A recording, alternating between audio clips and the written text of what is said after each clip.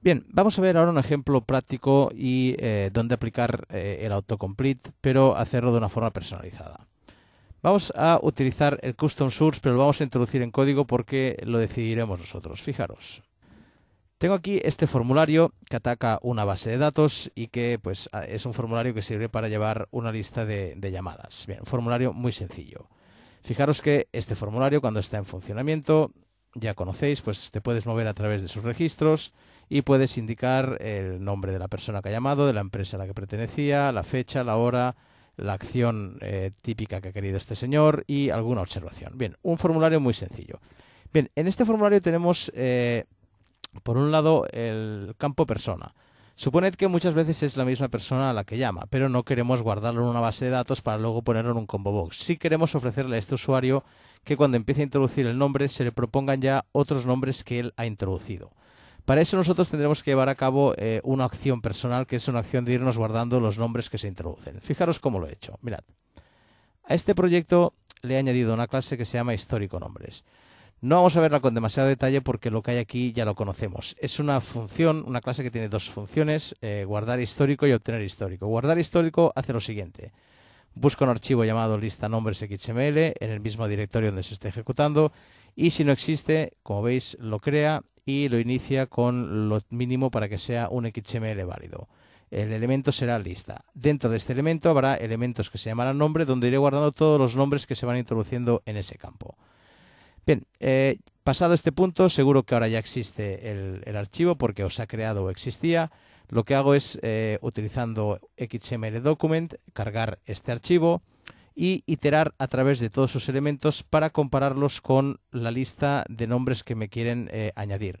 Esta lista de nombres me la pasarán como parámetro al llamar a guardar histórico y será un array list llamado pnombres. Aquí es muy sencillo, lo que hago es buscar todos los nombres que ya tengo guardado en el XML y si son iguales y si algún nombre es igual a alguno de los que me están proponiendo, lo elimino de la lista. De esta forma, pasado este código, lo único que me quedarán son los nombres que me han introducido y que no están en la lista. En este punto es cuando los guardo.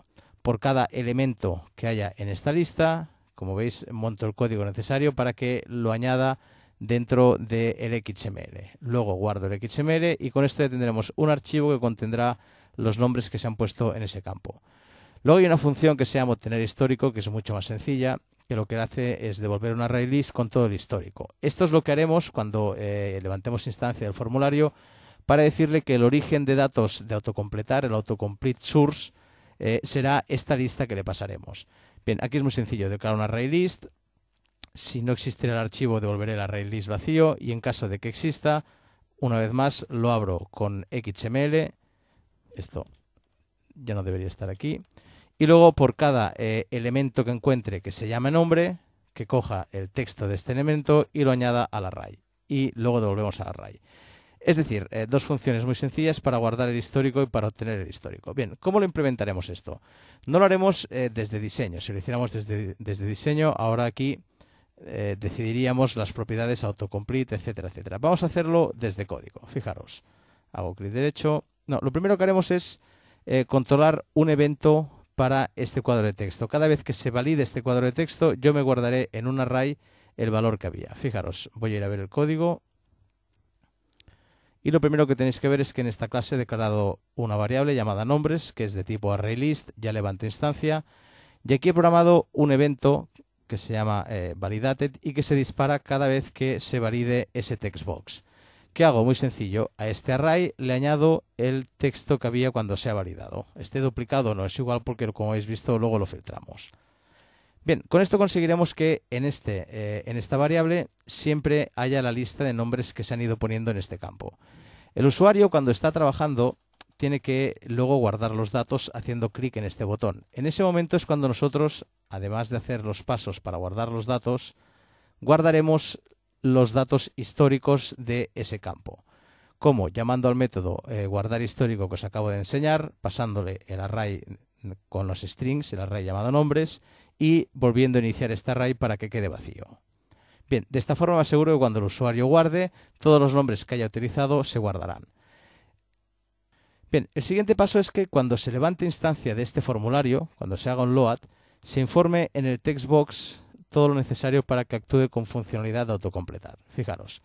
Primero le toco la propiedad Autocomplete Mode y la voy a poner en Suggest. Aquí podríais haber escogido cualquiera de las tres que os he enseñado antes.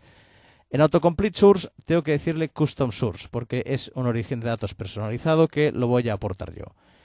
Este Custom Source que tengo que aportar está en la variable Autocomplete Custom Source. Esta variable es de tipo cadena, perdón, es un array de strings, pero una colección de strings, mejor dicho. Por lo tanto, ya directamente tengo el método add para añadirle todos los elementos que formen parte de la lista para autocompletar. ¿Y qué hago? Pues llamo a la función obtener histórico, que ya sabéis que lee el XML y obtiene el histórico, y todos los nombres que me devuelva en este array list los voy añadiendo a la función de autocompletar.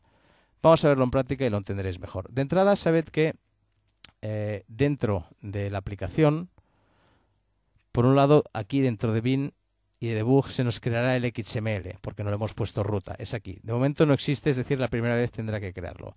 Y otra cosa importante.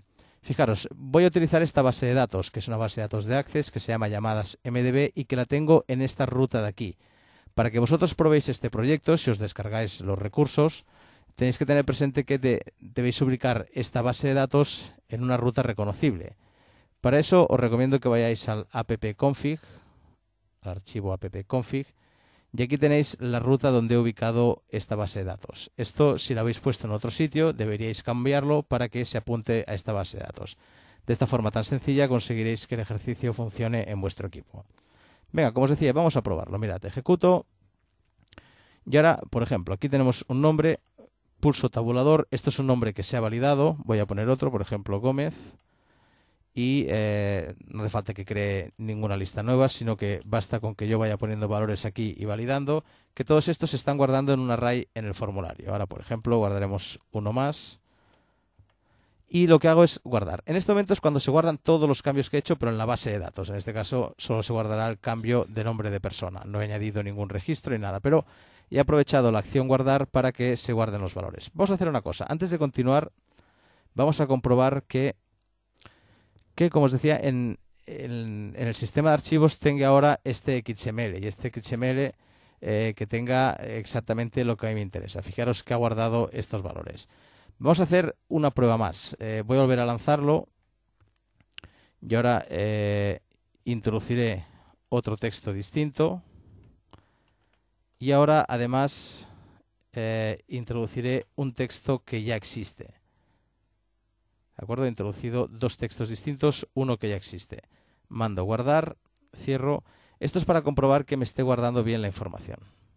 Fijaros, si abro este XML. Ahora, como veis, no hay valores repetidos. Aunque yo he introducido dos veces Pérez, solo me lo ha guardado una vez. Bien, vamos ahora a probar la funcionalidad que nos interesaba, que es el autocompletar. Es decir, que cuando desde aquí, por ejemplo, en uno nuevo se esté introduciendo un texto, por ejemplo, cuando se pone señor, ya me propone todo esto, y si empiezo, por ejemplo, por G, ya me propone estos valores, y yo puedo escoger el que me interese. Es decir, que a partir de ahora el usuario de esta aplicación irá introduciendo distintos nombres, pero a medida que los vuelva a introducir, si alguna vez coincide algún nombre con alguno que ya ha introducido, pues le aparecerá el cuadro autocompletar y le será muy sencillo seleccionarlo y volverlo a escribir. Bien, esta es la función autocompletar que seguro que ya la habéis visto en muchos cuadros de texto que hay en las webs, pero para implementarla en una aplicación escritorio, en este caso hecha con Visual Basic o con C#, deberíais hacerlo así.